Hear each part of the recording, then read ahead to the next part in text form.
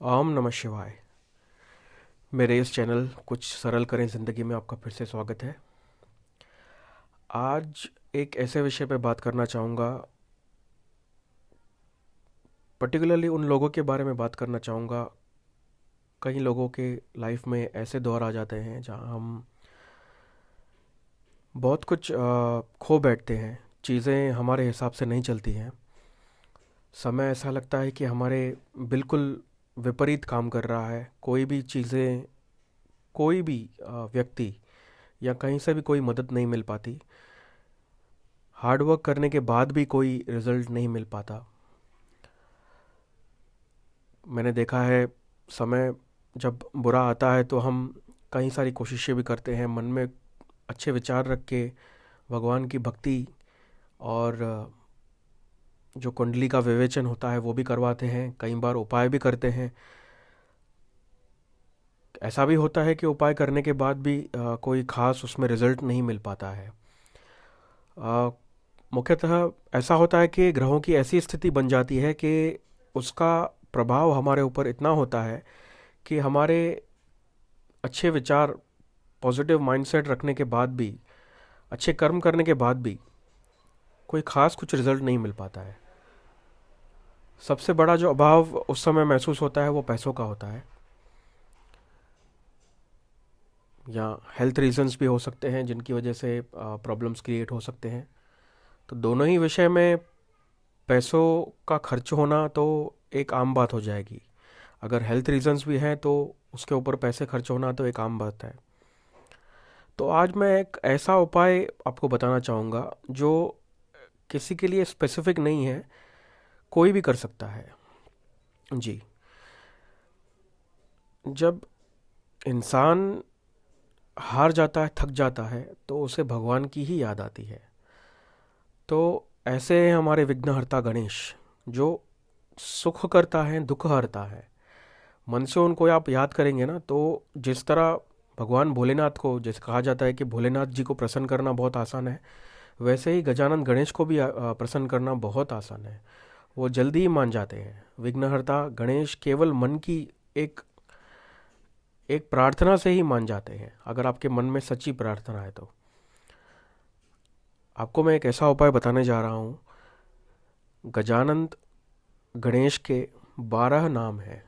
आप नोट करेंगे कि हमारे जो कुंडली होती है उसमें 12 घर होते हैं, यानी 12 राशियाँ होती हैं, अलग अलग अलग अलग ग्रहों की, नव ग्रहों की।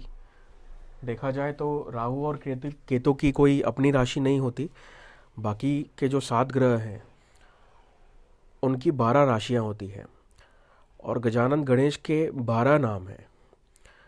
और वैसे देखा जाए तो 12 ज्योतिर्लिंग भी होते हैं, जो कि एक और कनेक्शन है जो मैं जोड़ सकता हूँ उसके साथ। तो अंकों का एक, कहते हैं ना, एक गणित का एक बहुत प्रभाव है हमारी पूरे ब्रह्मांड पे।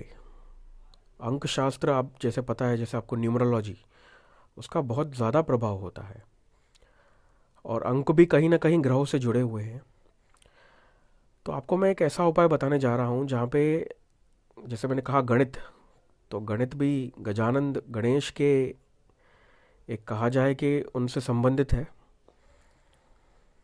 तो आप एक ऐसा उपाय करिए, श्री गणपति स्तोत्रम का जाप आप करते रहिए। अगर आप लाइफ में ऐसे पथ पर है, ये तो ऐसा एक मंत्र है जो कोई भी कर सकता है। सुख हो या चाहे दुख हो, तो आप दोनों ही स्थिति में इसका जाप कर सकते हैं, लेकिन विशेषतः दुख में ज़रूर इसका स्मरण करिए। जहाँ पर आपको ग्रहों की एक क्रूरता मिल रही है, आपके ग्रह दोष हैं, या ग्रहों की स्थिति ऐसी बनी हुई है जहाँ पे आपके काम नहीं बन रहे हैं, तो श्री गणपति स्तोत्रम का आप जाप ज़रूर करें। इस जाप में 12 नाम बताए गए हैं। ये नारद मुनि द्वारा रचित है। जी हाँ, नारद मुनि, आपको पता है कि कितने ज्ञानी, और उनकी व्याख्या, ज्ञान की व्याख्या कितनी बताई गई है हमारे वेदों पुराणों में। तो उन्होंने इसको उसको रचा हुआ है। उन्होंने गणेश जी की स्तुति की हुई है। 12 नाम बताए गए हैं इनमें, और 12 ही राशियों में आप अगर उसका स्मरण करेंगे तो जो 12 राशियां हैं, देखिए हमारे अंग भी जो है ना, अंग में भी हमारे एक एक राशि के हिसाब से हमारे अंग होते हैं। तो आप उसका जब स्मरण करेंगे तो उसमें अपने आप ही पॉजिटिव वाइब्रेशंस आपको मिलेंगे, और जो अनुकूलता है ग्रहों की वो आपको मिलेगी, और जो उनके दुष्प्रभाव हैं वो चाहे पूरी तरह कम ख़त्म ना हो, लेकिन आपको इतना तक हो जाएगा कि एटलीस्ट उसको आपको एक सहने की शक्ति मिल जाएगी और उनका थोड़ा क्रूरता कम हो जाएगी। ये मेरा विश्वास है। तो आप इसको ज़रूर करके देखें। श्री महागणपति स्तोत्रम, ये कहीं पे भी आप यूट्यूब पे सर्च कर सकते हैं, कहीं पे भी आप इजीली सर्च कर सकते हैं। आप मंत्र ऑनलाइन देख सकते हैं, गूगल पर सर्च कर सकते हैं, आप पढ़ सकते हैं, आप सुन सकते हैं।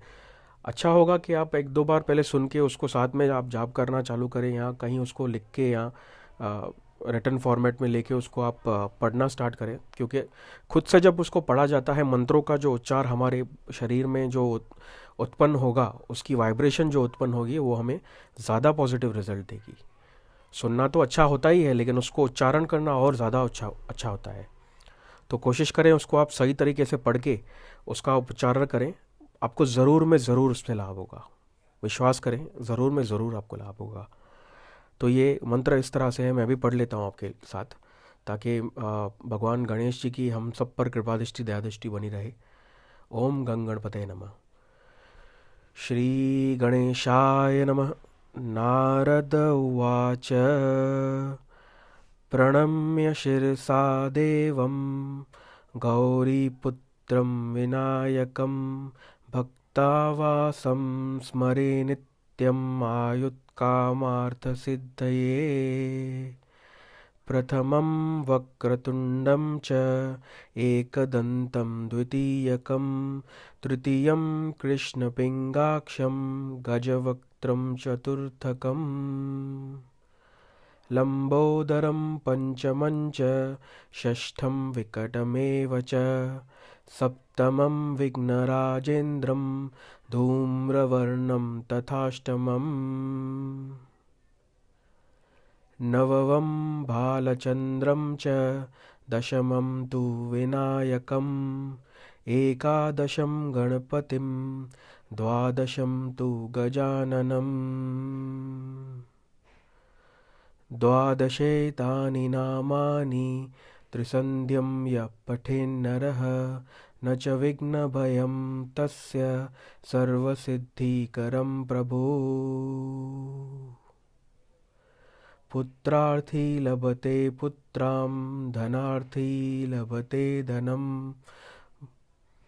विद्यार्थी लभते विद्यां मोक्षार्थी लभते गतिम्।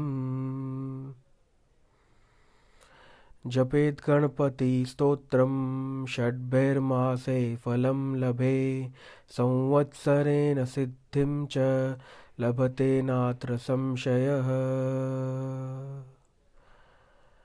अष्टभ्यो ब्राह्मणेभ्यश्च लिखित्वाय समर्पये तस्य विद्या भवेत् सर्वा गणेशस्य प्रसादतः।